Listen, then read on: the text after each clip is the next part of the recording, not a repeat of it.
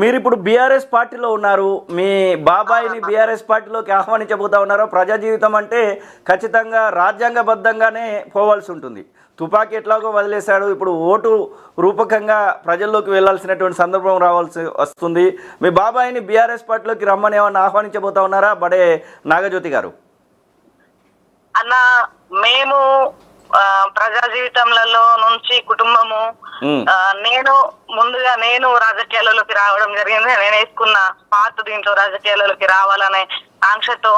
ఎందుకంటే నాన్న గాని బాబాయిలు గాని వీళ్ళందరూ గన్ను పట్టుకొని చేశారు. కానీ పెన్తో కూడా చేయగలుగుతాము ప్రజాసేవ అనేది ఒక నిర్ణయానికి వచ్చి ముందటికి వచ్చాను.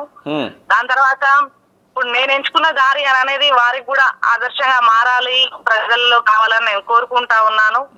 ఇంకా పార్టీ విషయానికి వస్తే, ప్రతిపక్షం అనేది ప్రజలకు, మనం అధికార పక్షాన్ని నిలదీసి ప్రజలకు సేవ చేసేటువంటి మంచి అవకాశం అన్న.